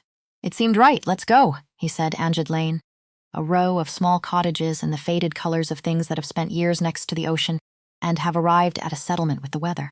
Blue gone soft, green gone gray. Yellow gone the particular pale of sea-worn timber that has decided it's comfortable with what it's become. Number 7 window box. Rosemary. Time, and at the far end of the box, spilling over the edge and onto the sill in the cold November air, the feathery orange-yellow of dried calendula flowers. Cole stopped walking. He stopped. He stopped completely, Dex. 3 paces behind, stopped too. Nora stopped beside Cole. Looked at the window box. Looked at him. And didn't say anything, because she understood that this was a moment that didn't need words put around it. Because here was his mother's recipe. In a window box. On the front sill of a small cottage at the end of a lane on the Maine coast. Alive. Surviving the November cold. Still, she had not let go of it. All those years, all those kitchens, All those different names in different cities, and all those rooms where she sat with her back to the wall, and she had kept the calendula, had grown it wherever she was, had pressed it into cream in a slow butter sauce, and given the recipe to Rose. And Rose had given it to June, and June had given it to Nora, and Nora had walked into his restaurant on an October Tuesday and said the words back to him across a dining room. All the way back, all the way here, to this window box, to this door. Cole walked to it, knocked. The woman who opened the door was old, not old like a shock, not old like a wound. Old like a tree that has survived things the surrounding landscape hasn't. Old in the way of something with deep enough roots that time moving through it doesn't uproot it. Leaves it standing, white hair. Cut practically short. The cut of a woman who stopped performing for outside observers at some point and found the stopping to be a relief. A face that had been beautiful in the specific way of youth and had become something more interesting. Specific, weathered, the face of a person who has thought deeply and felt deeply and survived both, without becoming guarded about either. Her hands, slightly bent at the knuckles. The hands of a life spent in kitchens and at work, who had fixed gutters and repainted rooms and grown things in window boxes in every town she'd been in, long enough to grow something. Her eyes, Cole's eyes. He had never seen that from the outside before. Had never stood in front of a face that wasn't his own and recognized the identical structure of his own gaze looking back at him from it. She looked at him. Something vast moved across her face. Complicated. The expression of a woman who has rehearsed a moment for 25 years and has just discovered, in the actual moment, that no rehearsal was remotely sufficient. Cole, she said, just his name. The way she'd said it when he was 12 and she was calling him for dinner. Same voice. Older around the edges, but the same frequency, the same. He couldn't speak. He was 42 years old. He had run organizations, had sat in rooms where the most dangerous men he'd ever encountered said the most dangerous things, and had never once been the one without words. He had no words. His mother looked past him to Nora, and Ida Mancini's composure, which had been extraordinary, which had held through the door opening and through seeing her son for the first time in 25 years, simply dissolved, not dramatically. Not with noise, her eyes filled, and she pressed one hand briefly to her mouth, and then she stepped forward, past Cole, not around him, past him, and put her arms around Nora without a word spoken. And Nora, who had held herself together through a week and 5 states and a hotel window and 4 letters about her parents and everything that came before and after. Nora stopped holding herself together, completely, not with drama, not with noise. Just the specific release of someone who has been carrying something very heavy for a very long time and has finally, in this exact place, with this exact person's arms around them, understood that they are allowed to put it down. Cole stood on the doorstep of a small cottage on the Maine coast, listened to the lighthouse on the point, doing its patient 12-second work, listened to the ocean being the ocean, and watched his mother hold the child she had saved 25 years ago, and felt something in his chest. Something that had been wound tight for most of his adult life, tight enough that he'd stopped noticing it as a sensation because it had become simply the condition of being himself. Begin, very slowly, to loosen. Inside, over tea, Ida Mancini had always made tea when things were difficult. Not because it resolved anything, because it gave your hands a task while your heart caught up with events. The cottage was small and practical. 1 main room, a kitchen, a table, 2 chairs and a third that had been serving as a surface for books and had been relocated to the floor without ceremony. A shelf of journals above a narrow bed. A wood stove doing its job with quiet competence in the corner. Dex looked at the cottage, looked at Cole, understood, stationed himself outside the door without being asked. Ida talked while she poured. The way she'd always talked while her hands were occupied, half to the room, half to whatever she was thinking. The habit of a woman who had spent years with a great deal to think about and had gotten comfortable with the sound of her own voice organizing it. She had known Cole was coming since Memphis, not because of the hotel window. Before that, through a woman named Ruth, 70 years old, who had been watching the periphery of things for years on Ida's behalf. Ruth had called when Cole's car had been identified in Memphis. Ida had started packing, then stopped. Because the trail she'd built was built for this moment, and abandoning it now would mean it had been for nothing. So she had stayed and waited. and grown calendula in the window box for the first time in 20 years. Outside, where the light hit it in the morning, where it could be seen from the street, a signal to herself that she was done running. You stayed because of me, Cole said. I stayed because of who you'd become, she said, simply. Because you were on the trail, and I needed to know you'd follow it to the end. You could have contacted me, he said. At any point in 25 years, Ida looked at him over her teacup. Could I have? He thought about it. A call from a number he didn't recognize, from a dead woman. To a phone inside an organization run partly by the man who had ordered her gone, who had access to Cole's information the same way he'd had access to everything else for 40 years? No, Cole said. No, she agreed. Frank would have known within hours, and whatever you'd found would have been managed. The trail had to be something he couldn't intercept, letters held by a priest, a recipe in a cookbook. A photograph in pages stuck together with old flour. She looked at Nora. People he didn't know existed. Nora looked at her hands. My parents, she said. Yes, you knew them, briefly. Well enough, Ida's voice shifted, not breaking, but becoming careful. The way a voice becomes careful when it's navigating something that still has edges. James did accounting work for a firm that had connections to your father's operation. He didn't know the full picture. Helen didn't either. They were good people in an adjacent space, and they were in a room they had no reason to be in. And they heard something, and Frank? Frank doesn't distinguish between actual threat and potential threat. He's thorough that way. Ida looked at the harbor visible at the end of the lane. I tried to warn them. I was one day late. She looked at Nora steadily. I have been sorry for that for 25 years. I know that doesn't. It's not your fault, Nora said, quiet and firm. What happened to them is Frank's fault. Not yours. Ida held Nora's gaze. For a long moment they looked at each other. The woman who had saved the child. The child grown. Having a conversation that should have happened 25 years ago, and hadn't. Better late. Always better late than never. He found the journals after tea. After Ida and Nora had talked for an hour in the kitchen, while Cole sat at the table and listened to the Lighthouse, and thought about what came next.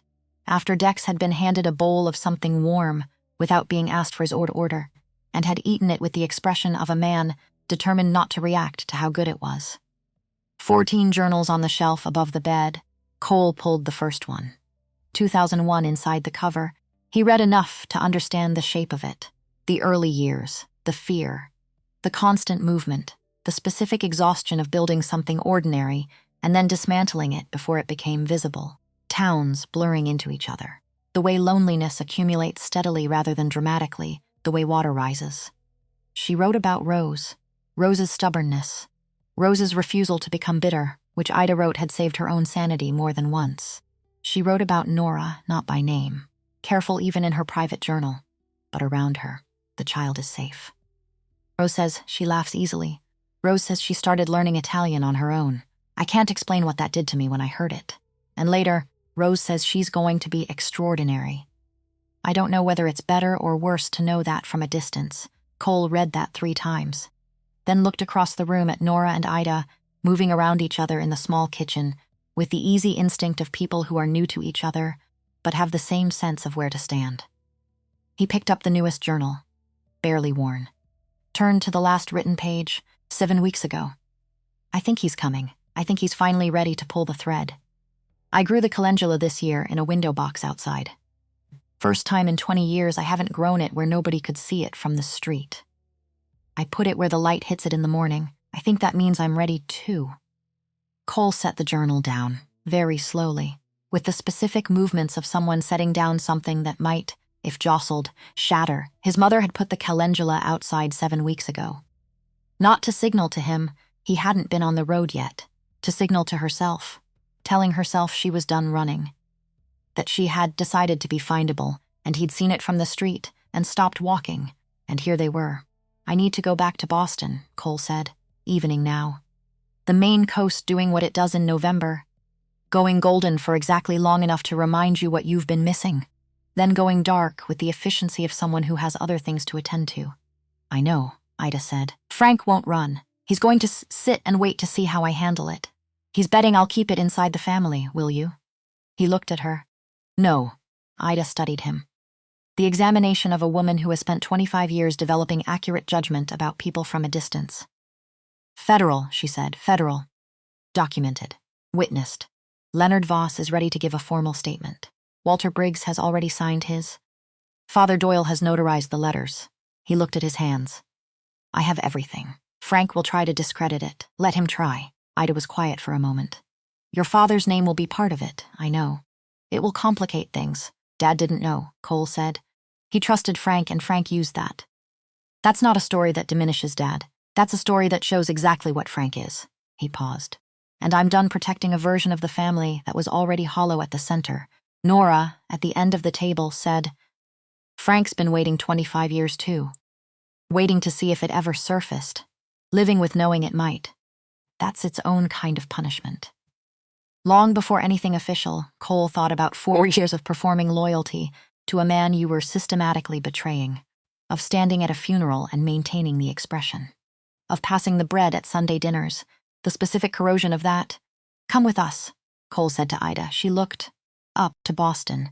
The federal process will need you eventually.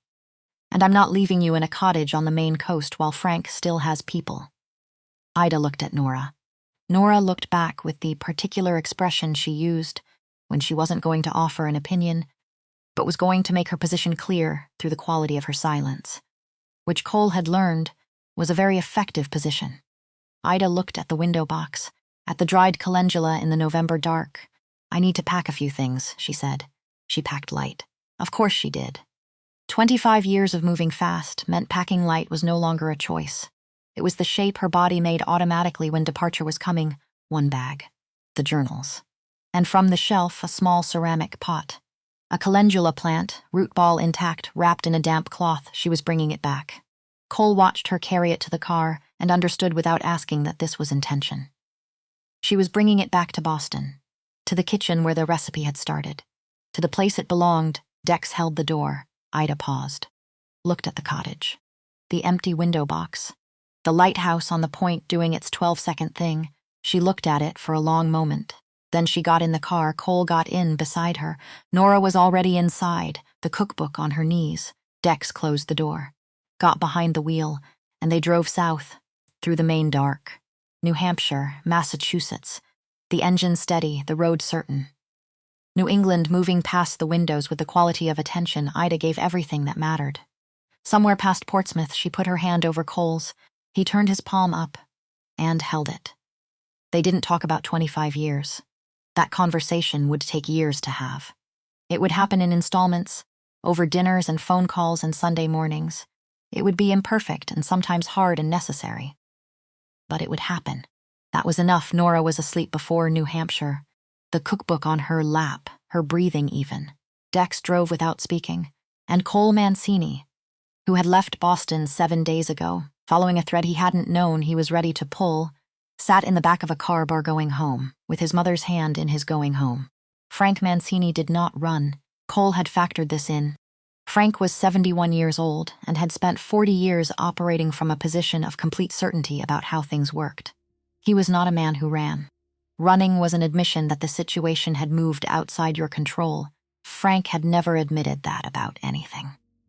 He came to the meeting Cole called 36th floor of a building in the financial district. Private conference room used for serious conversations for 20 years. The long table, the chairs, the harbor going gray in the November afternoon outside the windows. Cole had called it a family matter.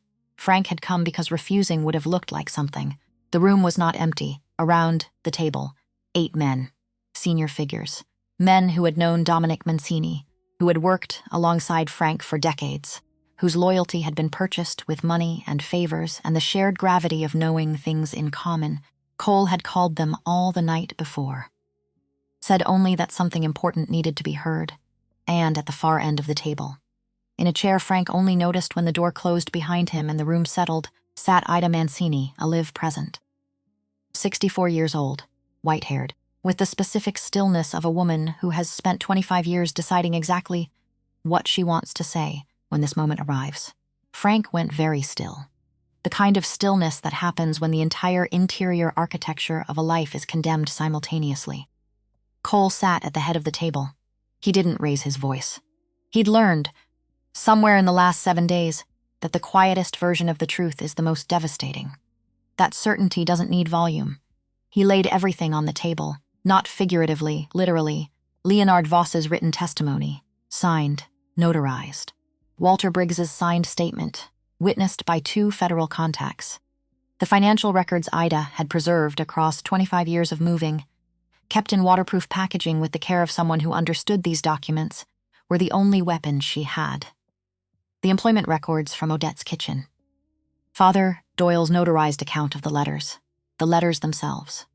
Document after document, a paper architecture of betrayal spanning 11 years, each one placed on the table quietly, without commentary, with the patience of a man who had all day. Frank watched the documents arrive with the expression of a man watching water rise. Still calculating even now whether there was a way through, there wasn't. The men around the table read. The room changed temperature, slowly, the way rooms do when the thing being read is worse than expected. One by one they looked at Frank, and one by one something shifted in their expressions. The specific look of men who have given their loyalty to a structure and have just discovered the structure was hollow at its foundation from the beginning. Frank tried to speak 3 times. 3 different versions of a defense. Technical, precise. The approach of a man who has spent 40 years winning arguments through specificity. Cole let him finish each one, then slid the final document across the table, a federal agreement.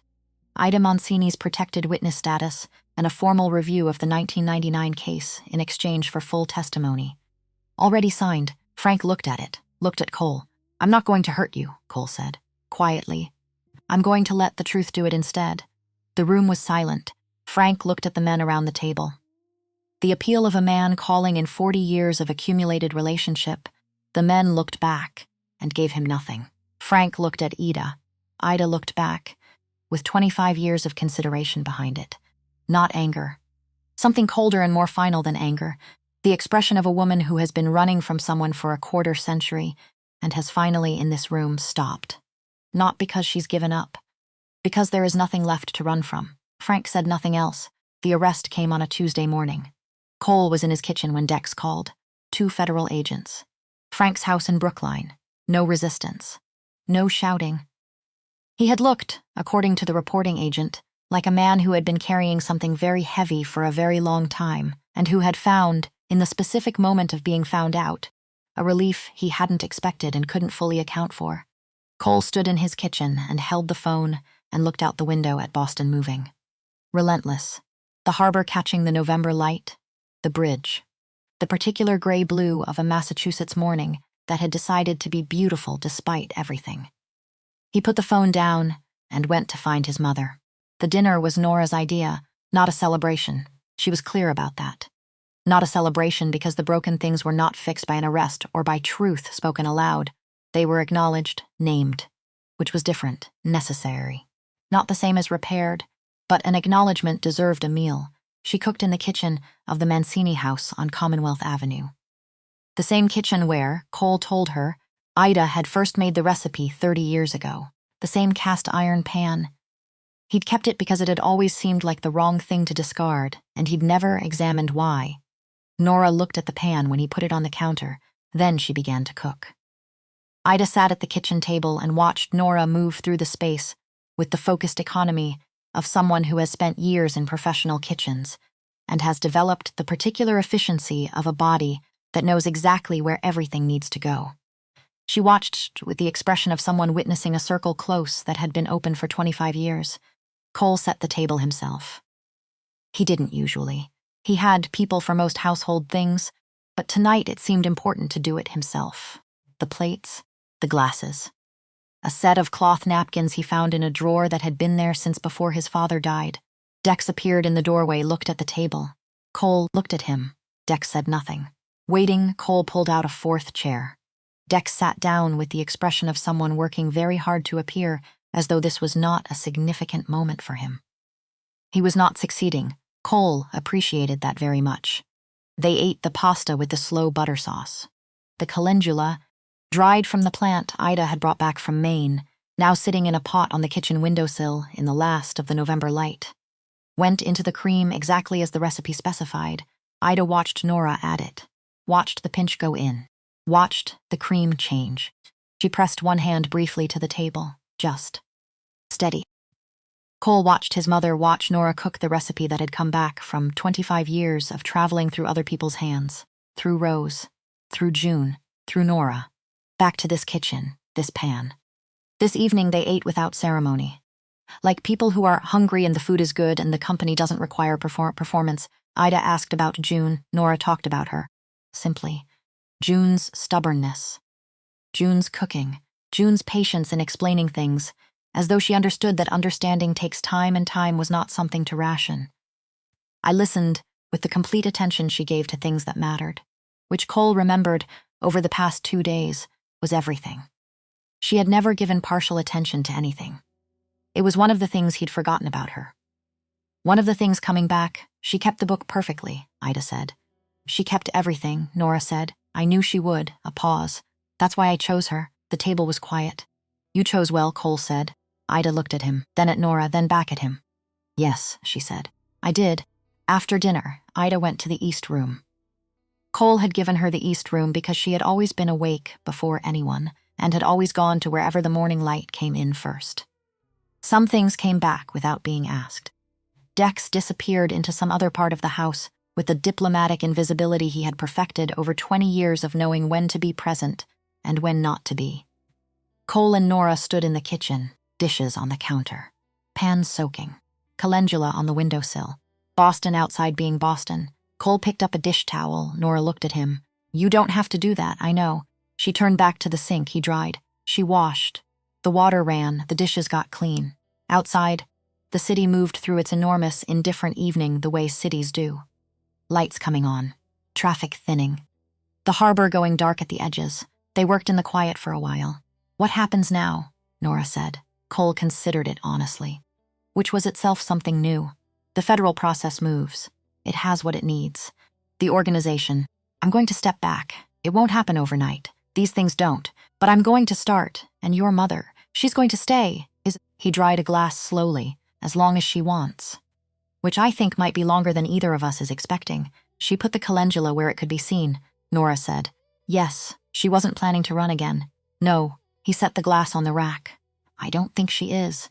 Nora handed him the last dish. The pan would need more time. She already thinks you're worth it, she said. He looked at her. She's my mother. She's required to think that. She's your mother who spent 25 years in hiding and kept the door open. Who built a trail through a recipe and a photograph and an old cookbook and a child she saved and trusted to the right person. Nora looked at him steadily. She could have let you think she was gone. It would have been easier. She chose the harder version because she believed you'd be worth finding at the end of it. A pause. That's not obligation. That's faith. Cole set the last dish on the rack. Looked at the clean stack, then out the window. Boston at night. The lights of the harbor. The bridge lit against the dark water. He had looked at this city through this window for most of his life. It looked different tonight, not the city. The city was exactly the same. Something else had changed. The recipe, he said. What about it? She gave it away. To Rose. Through Rose to June. Through June to you, he looked at the windowsill. The calendula plant. Small. Surviving. The only thing she'd brought back from Maine. She gave away the one thing nobody else was supposed to know. And it's the thing that brought it all back. Nora was quiet. She planned for it, he said. She built the trail through it. Trusted it to people who would hold it. Trusted that it would survive long enough to be useful. It changed everything, Nora said. He looked at her. He said, It did. She held his gaze for a moment, then she dried her hands. Put the towel on the counter. Looked at the pan still soaking. I'll finish that tomorrow, she said. Tomorrow. Like she'd be here, Cole didn't ask. He already knew. Some things are already decided before they're said. You just haven't said them yet. He looked out the window one more time, 42 years old. Standing in a kitchen in Boston, his mother asleep 20 feet away. A woman who had walked into his restaurant 8 days ago and said 5 words in Italian and changed the entire direction of everything. Standing at his kitchen sink, his father had built something. And the thing his father built had been hollowed out from the inside by someone they both trusted. And Cole had spent 15 years maintaining the hollow version without knowing it. Now he was going to build something else. He didn't know yet exactly what, but he had a kitchen, a cast iron pan. A plant on the windowsill with dried calendula flowers that had survived 25 years of running and had finally, in this November, come home. He had a mother who had chosen, finally, to stop watching the door. And he had the specific knowledge. The kind that can only be earned through 7 days and 5 states, and a recipe that traveled through 3 pairs of hands and came back. That the things that seem unnecessary are usually the things that matter most. His mother had told him that once, standing at this stove. He hadn't known then what she meant. He understood now. He folded the dish towel, set it on the counter, looked at the calendula one more time. And for the first time in 25 years, Cole Mancini stood in his kitchen and thought about tomorrow not as something to plan for, not as something to outmaneuver, not as a threat requiring preparation, but as something he was looking forward to, simple as that, new as that, and enough.